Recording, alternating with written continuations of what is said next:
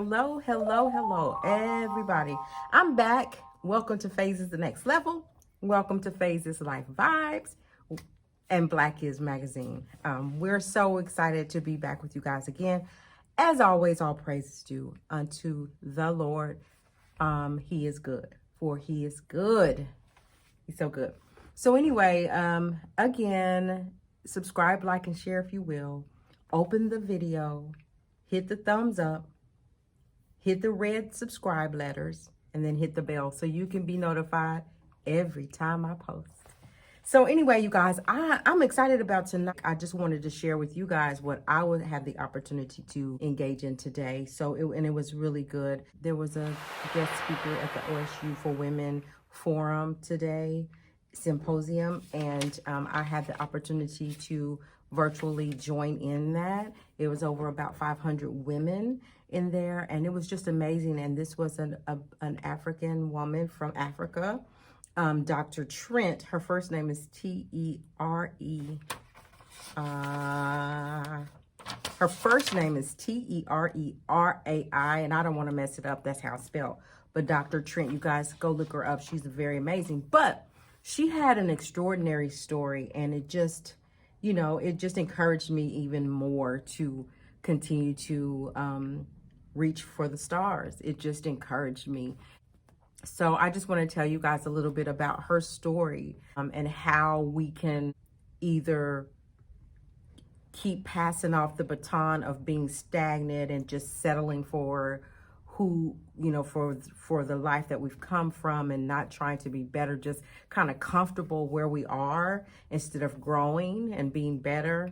And so here's a little bit of how her story went. She said that she had a baton, and she took that baton, and she said that her great-grandmother started with this baton, didn't really have, any expectations of getting educated. They come from Africa, and they have all the things that can hold them back and don't have the opportunities to grow and to get education. And so her great-grandmother had it. She ran and she passed it off to her grandmother. Her grandmother had the baton and did the same thing as her great-grandmother, and her grandmother passed it off to her mother. Her mother had the baton, and she was doing her thing, did the same thing the grandmother and the great-grandmother did, and then passed it off to her. And she said she started running with the baton, right? And then she knew that she had dreams, and she knew that she wanted to have an education, and she wanted to do great things and then pour into her community. And so she threw that baton down.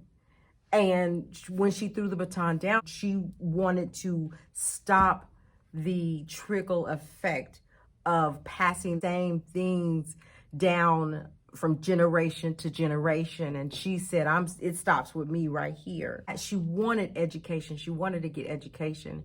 And people just didn't believe in her. They didn't believe in her dreams. And we've just been talking about that, right? How people don't support you. They don't think what you're doing is like doable. Like you can't do that. I don't know. But people didn't believe in her. But the thing about it was that she believed in herself. She had to believe in herself. So she knew that she wanted to come to the United States and get her education. And so somehow she got to the United States, and she ended up at OSU. And so she started going to school at OSU, and then the money ran. She does have a faith, and she believes in God. And lo and behold, somebody came and paid her whole tuition.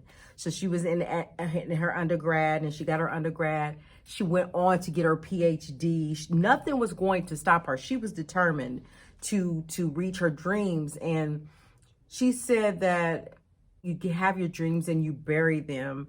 And you can either look at it as burying them and they're dead and gone, or you can look at them as burying them to be watered and nurtured to grow into something. That's exactly what she did. But she believed in giving back. She believes and still believes in giving back.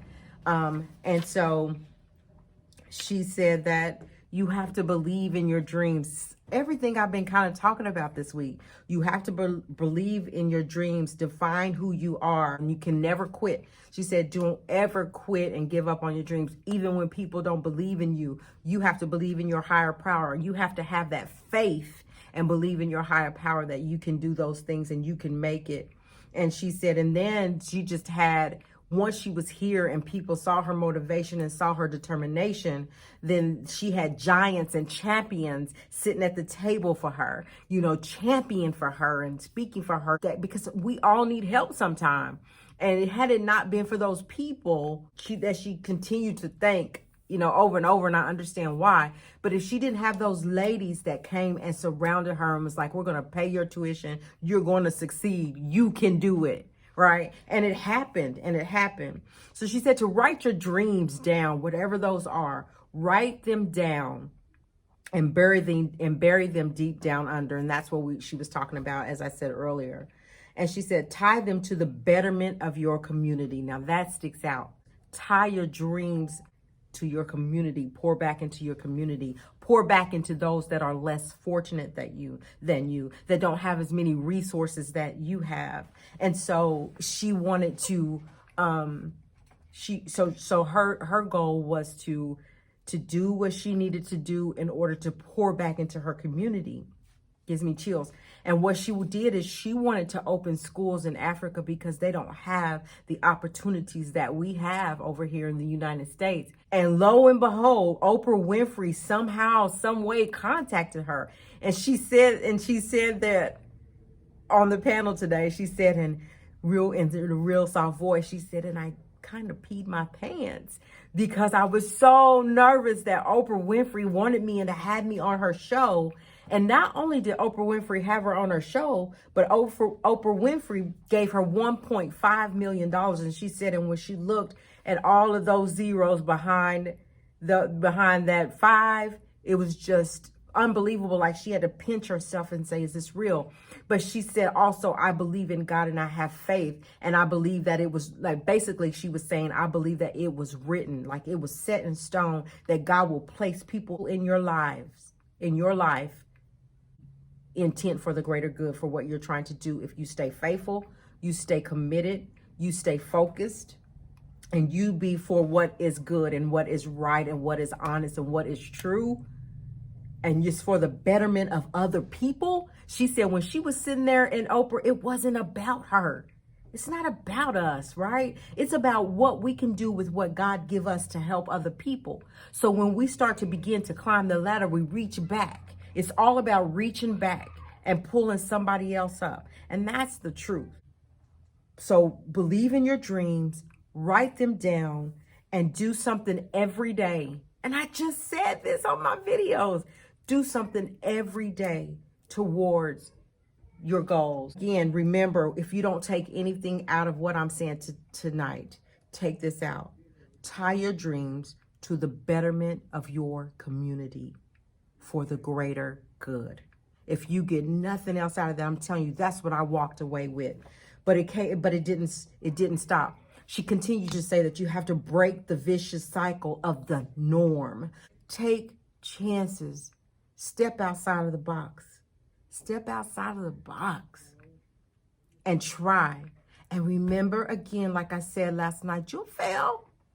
You're going to fail. You'll fail. You'll fail big, but it's all worth it. It's all worth it. So in your dreams, write them down, bury them deep within you. Believe in them. Believe in your higher power. Stay focused, but always treat others kind. Always be kind. Make it a conscious effort to be kind to people. Be kind to people. It's free. It's free. Be kind to people. Be kind to people. Treat people with respect, but you got to respect yourself first. You got to be good to yourself first before you can be good to others. So get it together. Get it together. You put that good stuff out, good will come back to you. It's not about us. It's not about us. She said to give others opportunities. Give opportunities to those that are always turned down. Give opportunities to those that are never the chosen one. Like you're in a room full of people and the same people get chosen, or the same walks of lives get chosen. Give opportunity to those that don't have, that never get the opportunity, but are so talented, that have so much in them that they want to get it out, but they don't have the resources to get it out. No one chooses them. Pick those that are never chosen. Pick those that don't look like the rest of them, because there's great potential and they just need the opportunity. They just need the opportunity. For me, on a personal note, like, I have to be honest, when I was growing up, like, my mother and father did the very best that they could do. They kept us together as a family. We were so happy. We didn't know we didn't have much. They did what they could to get by. We never knew it as kids because they kept us dressed well. We always had a roof over our head. It was always clean. I mean, we were taken care of, but we never talked about careers and your future and growing and being the best that you can be. Not because that's not what they wanted for us, but no one taught it to them. No one sat down and gave them finances 101, how to manage finances, how not to live paycheck to paycheck. No one talks about that. And so all they did was the best that they could do with what they knew. And so neither one of them graduated, but God blessed them to work in a company, a Fortune 500 company, without an education. But all they knew is to take that money and make sure that your children are good and that you have a roof over their head, you have food, and you have transportation. And that's all they knew. We didn't talk about, what are your dreams? Like, I was sitting every evening or a lot of times writing plays. I was writing poems. I was writing and did nothing with them. I didn't know what to do with them. I just knew it was in me and I wanted to get it out. So I got it out on paper. But what was next? Like, no one talked to me about that. And growing up in the schools didn't come to me and say, hey, you're writing. Let's see about getting you into a school where you're writing plays so I can get to the School of Arts and get you developed to write so you can grow and have a great career. No one said that to me. So that's a part of, because I know it now, I might not reach those goals. I have different goals now in mind and different aspirations, but now I know to share it with someone, with my kids for sure, with kids, with our future generation, to say you can be anything that you want to be. You put your mind to it and don't ever give up. And wherever I can help, I'll help you. I'll help you. I'll get you the resources. Even if I don't know nobody, I will do the research to get you connected with the people that you need to get connected. That's a part of that for the betterment of my community and our future, the future generation, right? So recharge, reshift, and make positive changes for a better world. And all we can do is our part, but do your part. Don't sit back and not do nothing. Do your part. Do your part. If nothing else, for your children and grandchildren, your nieces and nephews, so that they can have a great future. How do I fulfill my dreams? That was one of the questions. How do I fulfill my dreams? She said that it's achievable. She said that it is achievable, but you have to have faith and you have to believe that you can achieve your goals. Have a plan. Have some sort of diagram that you can go by. And even when people don't support you and it's just you, lonely old you, fight for your dreams. She said to me, and this is me, this was so me, that she was most of the time, she was the oldest person in the room, and she was the oldest and even older than some of her professors, but she didn't care. She said, I didn't care because I knew I was getting what I needed to get where I needed to go. I got my education. Education is key. Without education, you're going nowhere fast. So you got to believe that. You got to believe that. And then she went back and she poured into her community. And I think she's like 58,000 children that's going to school. It's a blessing. So the power of believing in your dreams. She said there's power in believing in your dreams. There's power. It was really good. You have to go Google her and you have to go and find out who she is and listen to her story. But know this, there is power in believing in your dreams. I'm going to tell y'all right now, I believe in Black Is Magazine.